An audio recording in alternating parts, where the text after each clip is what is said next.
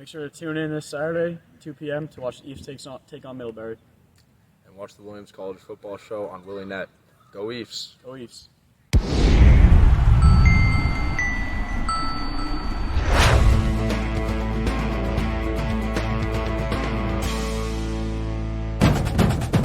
Come all ye sons of William, sing as we march down the field. Cheer till the hills and valleys ring, with never a thought to yield. We'll back the team in every game, with them in every play. Welcome to the Williams College Football Show, brought to you by the Williams Sideline Quarterback Club, supporting the Williams College football team since 1948. I'm your host, Jeff Stripp, and president of the Sideline Quarterback Club. As always, by my side, we're joined by head coach Mark Raymond.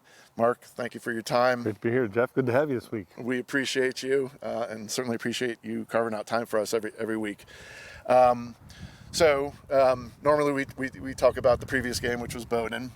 Let's start there. Nice win, congrats. Appreciate it, thank you. 34-14. We won't go into too much detail about things like the second quarter and penalties and injuries. That might please you. But what I'd like you to do is take us through the game through the lens of the three different phases: offense, defense, and special teams. I think there's some nuggets there that our viewers might appreciate you talking through kind of the game. Maybe start with defense. I'm a defensive guy. Offense always gets all the credit, so let's start with some defense. Yeah, defensively, as you noticed, we had some new faces in the secondary and linebacking core Saturday, so we kind of tweaked some of the ways we're doing things in the coverage schemes, and our guys were outstanding. They had a great week of practice. They got better each day, and then Saturday against Bowdoin, who have a very good scheme in the passing game. They run the quarterback, so they give you a lot of different things to prepare for. But our guys did a great job. They were ready, and they came out Saturday from the opening drive and just were outstanding. We're great on third down. We had a big red zone stop, a fourth and short stop, and it really gave us an opportunity for our offense, who was sputtering at the time, to get back in the mix. But they created turnovers. They did all the little things we talked about from day one, from fundamentals of tackling to creating turnovers to being great in critical situations. So defensively, I couldn't have been happier. Safe to say the defense kind of kept you in the game when things weren't going exactly right in the second quarter. Yeah, no doubt. As you know, we got off to a great start. We scored on the second play from scrimmage, and then we just sort of got bogged down in our own self-inflicted wounds with some penalties, a couple of turnovers. We felt we could move the ball, but against a team like Bowdoin, if you give them things, they're gonna take it. They're aggressive. They have good players. They're well coached, and thankfully our defense kind of kept the game tight. 7-7 at the half. Yeah, that was nice to see. Talk about the offense a little bit. Choose the third quarter if you want. That was kind of one of the highlights there. Yeah, offensively, like I said, going in, we knew we had a big challenge because of how aggressive Bowdoin is. We haven't run the ball well against them since really 2019.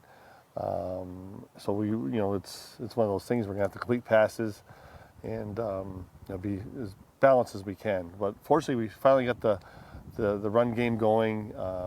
Owen kind of settled into the game. We started making some catches, and some big plays kind of ensued from that. So offensively, like I said, we went into halftime 7-7. We weren't feeling great about ourselves because of all the turnovers and penalties, but the guys were still confident. They were still up emotionally. It was just a matter of taking advantage of some opportunities.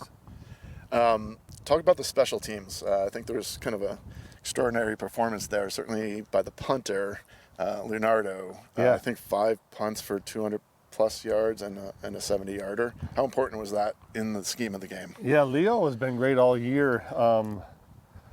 We haven't protected him well, and so he has really been huge for us. Not only, with some great kicks inside the 20 and inside the 10 a couple of times, but getting rid of the ball in the areas we need it, and he got us out of a big change of flip the field position on that 70-yarder. He's just been real solid. He's a really good athlete. He's great under pressure, and a ton of confidence in him. Yeah, it was nice to see. It's obviously an important piece of the game, and No I think question. so, almost every game that comes to play. We're going to kind of switch to go a little further in depth, sticking with the offense, defense, special teams theme, but we're going to talk about the Jimmies and Joes, all right? So I'll explain that in a second. So late coach Renzi Lamb, my head coach in lacrosse, assistant coach in football, used to say, it's not about the X's and O's, it's about the Jimmies and Joes, right? And Sure. so the Jimmies and Joes, of course, are the players. Let's go through offense, defense, and special teams. We already talked about Leo, so maybe we stick with, offense and defense. What stood out to you, or who stood out to you? Let's, I guess, start with defense. Yeah, so our defensive line, which has been really good since opener, has been outstanding. Cam Smith, Anthony Scala, C.J. Vilfort have been just real solid across the board. Will Gale in there as a freshman. So the D line has been Jack Barber. Those guys have been just really consistent players. They've been getting the quarterback's lap, since we played Hamilton. So those guys have just been a big part of the defense. And I think on the second and third level, we've been kind of growing. Like Holden Gehring, he's gotten better each week as he's gotten more experience. He's playing both ways. We had a couple of young safeties out there. So I think, as those guys grow together, get a little bit more chemistry in the coverage game, they'll continue to get better. But right now, it's been the defensive line that's been the difference maker for us. Yeah, that's been awesome to see. Holden, I think, 2 INTs, Yes. 4 solo tackles, really put in his work on the defense side of the ball. Scala, Yep. 2 Scala, sacks, 2 sacks. 3 or 4 tackles, I forget what it was. Yep. But really kind of made a difference in the game. Yeah, those against guys, some great individual efforts, and really consistency's been the key. Let's go to offense. So a lot of people talk about Mario and the yards and stuff Yeah. like that, and certainly worthy of all the talk. 177 yards on 9 carries. He's third in NESCAC right now, 78 yards per game. But he had 177 against Bowdoin. What did he do different? What happened differently? Well, I think he's getting healthier, really. Right. It's been a while for him to build up. Came in at a little bit of an ankle issue on top of the injuries last year, but he's starting to hit his stride a little bit. And, we've been blocking really well, like up front with Tim Forth and Mike Tartaglia, Big Joe. They've been opening up some opportunities for him. And then, the big runs happen because some guys downfield are making some blocks too, the receivers. So, those have been, really strong points for us. Forth seemed like he was a man possessed. He was, I don't know what he ate for breakfast, but Tim, if you're watching, keep doing what you're doing. That was certainly impressive the way you approached your game on Saturday. Yeah, he made some big blocks, physical, some kick-out blocks that really were, tough blocks. Yeah, really tough blocks. Talk for a minute about the receiving core. You have kind of a developing group of 3, Yeah. Cam Smith, Johansson, and Brady. Yep. That's nice to have that balance. I think Cam had the majority of the yards, but right behind him was, Brady. Yeah, those Cam's been my guy that's been hung in. Right? This is his 4th year. He's hung in there. He's gotten better every year. He does all the dirty work. He's just a real solid player, top to bottom, special teams player. Brady's starting to grow. Johansson, this is his first year coming off an injury. Luke Bobo coming off an injury. Jack Kennedy. So all those guys are really contributing in catching the football and giving Owen some really good targets. Yeah, just really nice to see them kind of develop. No doubt. Really, really cool. Must be nice for McHugh to kind of No rely doubt, on a good set of receivers. Sticking kind of with the Jimmies and Joes, the other part of that equation is on the coaching side, right? So Coach Mack and his crew really seem to have the defense dialed in this year. What's going on? Yeah, I think obviously a lot of it comes back to the Jimmies and the Joes, right?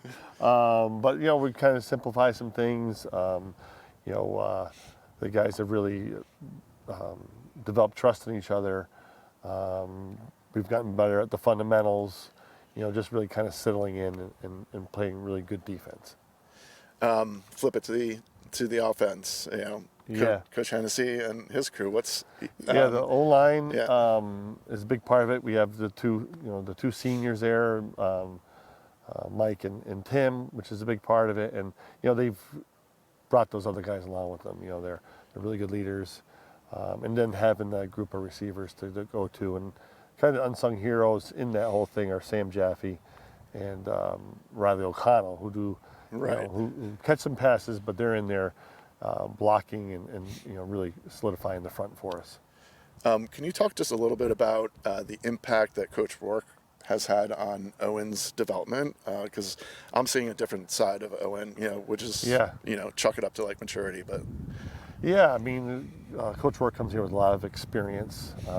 He's a really good teacher, and he came in here late last year, so we probably didn't fully have his full effect last year. Obviously, he brings with him a wealth of knowledge, but having the chance to work with Owen, the rest of the quarterbacks and receivers for a year now, has really paid dividends this year. Yeah, it's really showing up. Yeah. It's really nice to see. Yeah. Last bit is going to be on the, I don't know what they call themselves, but it's something like the Super 9 or the Super Seniors. The 9 guys, I think one's right over there right now. Yep. Talk to me about the impact that group has had on the team this year. You're halfway through. Yeah. Surely you've seen it or felt it. Yeah. Talk to me about that group specifically. Yeah, I mean, those guys have been fantastic from top to bottom, both the players and leadership. They have given me, kind of the pulse of the team. I can lean on them for a lot of different aspects of where we are, and health and energy, and just all those different things that they get by being in the locker room and I don't. So I trust them immensely, and they're selfless guys, and again, they've contributed in more ways than you could think of. Yeah, awesome. Thanks. Should we go watch some highlights? Let's do it. All right. Yeah, here's the aforementioned second play from scrimmage, where we run a counter play here to Mario. Mario takes it, I believe, 67 yards for a touchdown. He breaks through the first level and just outruns him. You see Cam Lee, watch him kind of catch up here and make a final block as Mario hits the end zone here. But it's a fantastic run, some great blocking up front, and Mario took it the rest of the way. Here's a touchdown pass here to Cam Lee, who's beyond the show today. Great catch, and he finishes in the end zone, which is great. A little defensive highlight here. This is some pressure on the quarterback. As we kind of mentioned, the defensive line has really been a stalwart for us. Here's Scala, Gale, Vilfort. Just nice pressure. swarming for the ball right there. Yeah. Fantastic. And here's another touchdown here. We throw a little fade route up top to freshman Jimmy Montesano. Makes a great catch. Actually, the ball comes off the helmet of the Bowdoin defender, and he ends up making the grab. That's his first career TD. Career, yep. We got the tight shot. As you can see how Bowdoin plays. I mean, Bowdoin packs it in there on you. They got guys blowing gaps. They are a nightmare scheme-wise. What a great catch. A celebration there. And here's another touchdown. This is we throw a hitch route here to Cam. Cam takes it outside, gets a great block from Brady, and takes up the sideline. A little high stepping into the end zone there. This is the second touchdown from Mario. This one's 80-yarder. Again, same thing. This is a great run. Yeah, some really good blocking up front, and he's got the angle and he takes it. Smart at the end there. Take a little bit of an angle at the end. Yep. We got the tight shot of it. You'll see Jaffe and Ethan Shames on the right-hand side. Number 3, Riley O'Connell will be pulling, along with Mike Tartaglia. And like I said, they're so aggressive that once you kind of break through, you got a chance to hit a big one. You'll see a lot of purple jerseys there hustling down the field as well. Another defensive highlight. I believe this is this will be an interception up top by Holden Gehring. This is just a really good job of him of really kind of baiting the throw. Plays outside and undercuts it. You know, now he's on the... Then he does his receiver thing. Then he does his receiver thing. He wanted to take it out, take it the distance, I'm sure. I'm sure he did. Again, you get a little bit of pressure here. You're going to see the guys up front kind of push the pocket. And when you do that, quarterback can't step up and get everything into the throw. And I think that's a little bit what happened here. You know, a little bit gets taken off. And there it is. Get a couple blocks up there. Luke Thorbon, Ryan Leveralt, nice block. Really good to see. Welcome back to the show. This segment is where we take a little time to spend with two student athletes. Today we have both seniors, Cameron Lee on my right here and Jack Dickinson on my left here. Jack, why don't we start with you? Let's just go name, bio, jersey number, major, and maybe fun fact. Yeah, all that good stuff. My name's Jack Dickinson. I'm from Seattle, Washington. I'm a fifth-year senior. I play quarterback, also long snap. Jersey number is 11, majoring in economics, and also some concentrations in environmental studies and global studies. And a fun fact, share a birthday with Beyonce. Oh, that's there you awesome. go, that's off the top of the head. That's good. Yeah. That's dialed in. Cameron, what about you? My name's Cameron Lee. I'm a senior. 88 is my number. I'm a receiver, like I said. I was a major. I'm a history major. And a fun fact is, I don't know. I don't really have any fun facts, so I'll just go with that. I play golf. I'll give you a fun fact that you can use next time somebody asks you that. All right, you were the only player in your high school history to rush for 1,000 yards and receiving for 1,000 yards. Is that true? Yeah, that's true. There you go. Yeah. All right, we're going to talk about that in a little bit. Before we get going, though, let's do a quick fit check. Yep. All right, Jack, you first. My fit check. I'm wearing some Nike shoes. They're pretty beat up. I'm wearing some sweats that I've had since I was in high school, and then my trusty Ephs football sweatshirt. So dressing for comfort today. Some would call it a grout fit. A lot of gray, but it's got to be comfortable. Get ready for practice later on. Awesome. Yeah, I got these Roshis. I've had them since freshman year of college. They're a little bit dirty, but I gotta still rock them. I got my wrestling sweatpants on, and then a Grace Williams football sweatshirt. I like rocking the grout fits. Just feel comfortable. Comfort's the name of the day. All right, so can you hold this piece of paper? Of course. All right, so I've got something for Cam here. Oh. Given here, can you hold this up? You can just show it to the camera. Given the, don't look at that. Given the recent news in with the Jets, coach is fired. I brought you this towel to either wipe off tears of sadness or wipe off maybe tears of joy. Where do you sit on that of the Salah firing? I don't think it's a great move. I think it's a little bit of a panic, but I'm not in charge of the organization. I just hope they keep winning, and they got a chance to take the lead for the division this week. So that's all I got. You are a Jets fan, yes? Yeah, I work for New York. Yeah, Yeah. for the Jets. Yeah. Okay, awesome. All right, so we're going to go through the kind of routine questions for you guys. So you've probably heard them, you talked to your teammates, or maybe even you watch the show. So we're going to kind of go through this with maybe a little bit of a twist. So dogs or cats? We'll start with you, Cameron. Dogs by far. I have both, and I like my dog significantly better than my cat. I think so far nobody said cat on the team. Jack, what about you? I'm going to go dogs too. Have two dogs at home, Dexter and June. And yeah, never been a big cat guy. I'm dogs all the way. All right, moving on to favorite study spot on campus. Where do you go do your homework, your studies, your reading? I prefer my room, honestly. I just don't like going somewhere. It's just easy to just sit up, do work on my laptop in my room. And where do you live? I live off campus this year in an apartment above Para, the restaurant on Spring Street. So. Oh, sweet, right in the action. Yeah. What about you? Where do you go do your studies? When I do go and do my work, I like to go to a room called TBL 211, which is in the science quad. Found a good home there for the past few years, so it's been on repeat for a while. That's very specific. It is. Yeah. All right, shoe brand. We'll go there. You guys already kind of mentioned it in the fit check, but maybe it's something different. What's your favorite shoe brand? Your go-to? I'm wearing Nikes, but I like Adidas better. Jack? Say I'm definitely a Nike guy, especially for cleats and any sort of athletic shoe.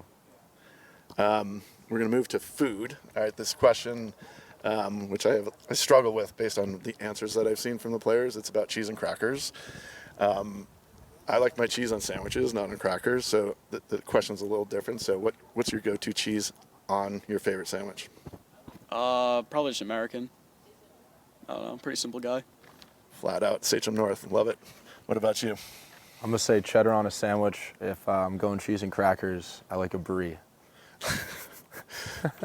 All right, so got to follow up with the question, what's the sandwich? Sandwich. With brie on it. Nah, brie for crackers. Brie for crackers. Sandwich, just cheddar, turkey sandwich. Keep it simple. What about you? Your go-to sandwich? I love roast beef sandwich. American cheese. It's a good one. Awesome. All right, we're going to go social media now. Favorite social media platform? Jack? Twitter. Twitter. Might be first. I'm not sure. Might be first. What about you? I'll go Instagram. Instagram. I don't think anybody said Reddit before. Is that a thing for you guys? Not really. No? You're not No. there yet? No. Maybe someday. All right. Singer on the team. Best singer on the team. Michael Shesky, I heard, is pretty good. Wait, have you not heard Shesky sing I yet? haven't heard him, but I've heard a lot of rumors that he's good. And Jack Ledden's up there too. Okay. I'd say probably a tie between Will Shesky and Jean-Luc Bobian. They have a cappella dreams they're looking to pursue. What's the update? Did they try out yet? Are they? I in it? think Are they still in the mix? iron's still in the fire, so we'll see. We'll see where that ends up. I can't wait to hear that. All right, quick, some bonus questions. You guys both play fantasy? Yeah. Yeah. Yep. All right, your least favorite and your favorite fantasy player right now, going into what, week 6? My favorite's Brian Thomas. And my least favorite is probably, think about this one, Tua. I mean, it's hard because he got injured, but I kind of needed him, and I don't have him right now. So as of right now, he's my least favorite. Yeah, nobody has him. What about you? Say, good pickup I had was Sam Darnold. Had some subpar quarterback play early in the season. Picked him up. He's carried the team forward. I have 2 least favorite players at this point. I would say Christian McCaffrey, not his fault, but when you take him with the first overall pick and he doesn't play at all for you, that's really going to hurt your record. And also Mark Andrews, I took him in multiple leagues, and he has not performed up to expectations, so hopefully he picks it up. Yeah, that's a good pick, but not performing, right? I think Lively's doing a little bit better there. Yeah. Did you play Darnold this last week? Because I haven't too, and I sat him. I did. He didn't do well this week, but the 2 weeks before, he held it down. All right, last question is both for you guys. So go back to your senior year high school. All right, Sachem North versus Lakeside. Yeah. All right, who wins that game and why? Sage from North. Why? We had me, and we had a great O-line, so I think together we'd beat anyone, especially from the Seattle area. Ooh. Shots fired. I would say I think Lakeside wins that one easy. We had a really great air raid offense. We're pushing that ball down the field. I just don't think Sachem North would have athletes nor the height to keep up with our big receivers on the outside. Definitely a shootout, but I think we come out on top. I think Sachem North had a good offense, no defense, maybe. We had good both. Yeah, you had good both. All right, so this is going to be a hypothetical. See if you guys can kind of answer this. Is on the spot, so do your best. I'm sure you guys both can handle it. So you're hosting a recruit for the weekend. I don't know if that happens anymore, but if you're doing that or you're hosting a recruit, what are the 2 or 3 things, words that you're telling the recruit about the program, about the school, and about the school's culture? I think I would just say how close the team is and how the team has provided me with my best friends here and best friends I'll have for life. I think that's really special to have, and just have a close-knit group of guys that you can count on and rely on for everything. I think that's one of the biggest aspects. I would echo what Cam said. I would say probably two of the words that I would choose would be camaraderie, for the same reasons. Our team's super tight. I think it's held us together through some of the rougher patches we've had over the last few years. Also tradition. I think that being a part of the Williams football program is a privilege, really special thing to be able to do, and just being a part of that whole legacy is fantastic. And also excellence, kind of a little bit corny, but I think both in the classroom and within the team and by the coaches, you're always pushed to do your best. You're around really driven, hardworking people, which is always going to bring out the best in yourself. That's awesome. I'm going to kind of end with two more questions. I'm going to start with you. It's about you and your cadre of super seniors, or the 9, or the super 9, whatever you guys I don't know. dubbed I didn't yourself. come up with that nickname. That's what some people have dubbed us. Yeah. Yeah. I don't know what's sticking. I really don't know, but there's 9 of you. Yes, there is. Can you talk about that experience for you 9? You guys are super close. And what kind of impact do you think this has had on the team? I think, just the experience. Our grade is really close overall. We came in during COVID, didn't have a season, and kind of had to form a pretty special bond to be able to make it through the COVID pandemic out here in Williamstown, and that's carried through all of our 4 years here. And I think it was definitely a collective decision for us to all come back. We felt like we had unfinished business, wanted to leave the program in a better place than we'd seen it be the last few years. And I think in terms of what it's done for the team, I think we have just a really great group of seniors, the 5th years, as well as all the kids in Cam's grade as well. And I think there's just a lot of experience in that group as a whole. And I think that that's allowed us to, respond and be more resilient this year than I think we have in years past. And I think that trend will continue throughout the rest of the season. Yeah, it's interesting. From the side, it looks like this team in particular is a player-led team. You guys really got things together after kind of a tough go in the second quarter against Bowdoin, and it sounds like you guys just put it together and made up your minds. And I think that's a large part about the leadership. Now, for you, right, is it weird having kind of 2 sets of seniors, you being kind of the traditional senior and these guys being kind of the halves?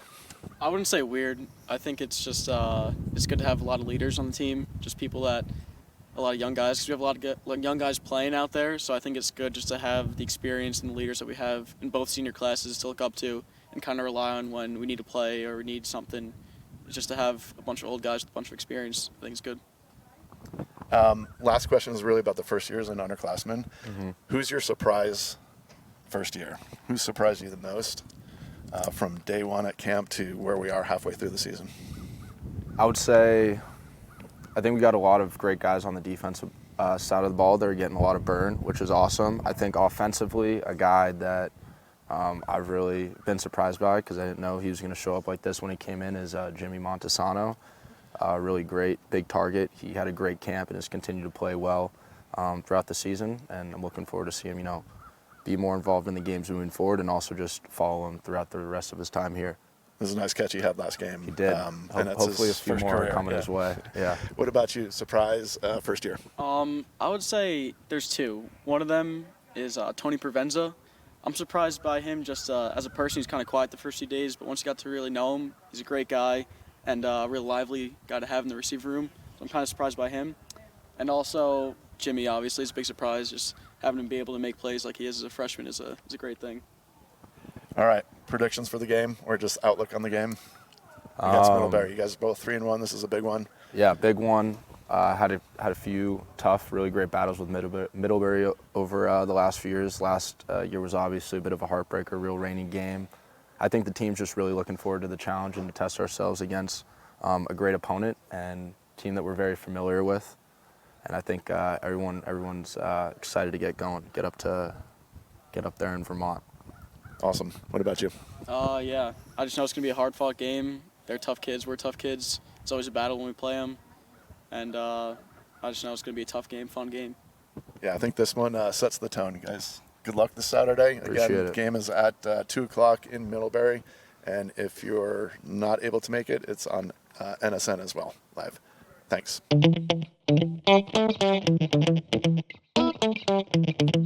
All right, welcome back to the show.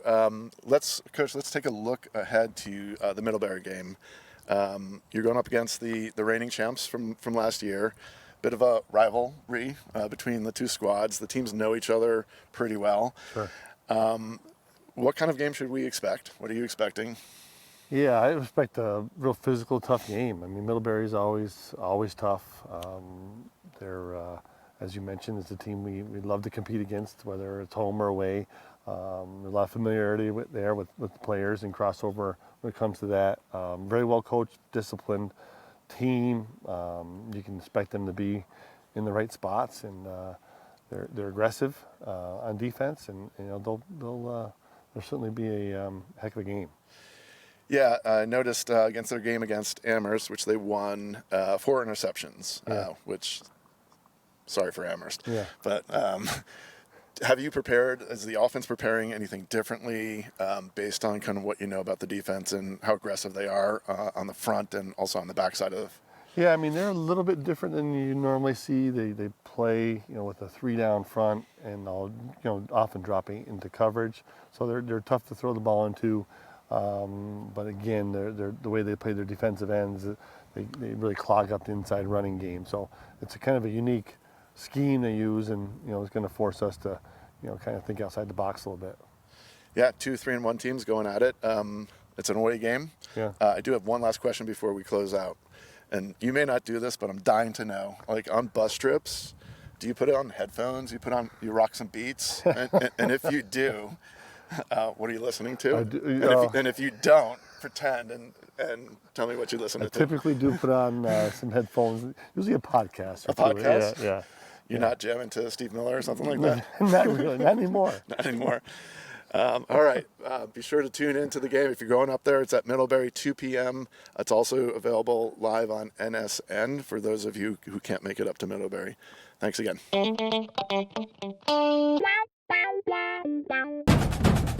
all ye sons of William, sing as we march down